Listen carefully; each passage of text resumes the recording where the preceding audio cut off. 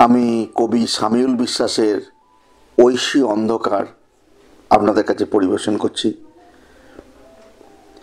অনেক দূরে থাকে সে যুবতী, দুর্গম এক চিরহরিৎ পরে তার নিজস্ব এক হলুদ রঙের দেশ।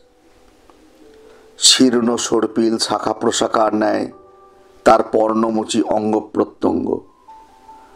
সারা বেলা রোদ কুড়ানো মিছেই যায় তার।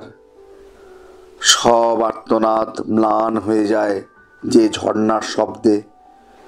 সেই জলে আজও সহস্র পরপুরুষের গন্ধ।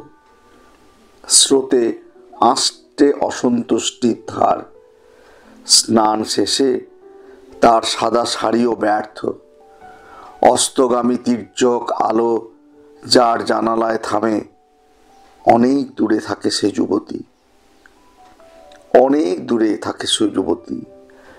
শীতল আকাশ, ঝাপসা ক্রমশ আর্দ্র দীর্ঘশ্বাসে যার থেকে রাত ধার চেয়ে নেয় ঐশী অন্ধকার। সন্ধ্যা হলেই আয়না ঢাকে সে।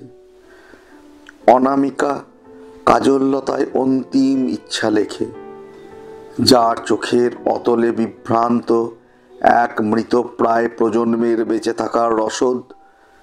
তার আলিঙ্গনে দিগন্ত জুড়ে নিস্তব্ধতা নামে। বাড়ে আকাঙ্ক্ষা, বাড়ে আশঙ্কা। কান্নার সুর মিশে যায় তার বিলাপ রাঙা গানে। আধ খোলা চুল, আধ ঢাকা গায়ে রোজ রাতে সে মৃত্যুর কাছে সঙ্গম সুখ কেনে।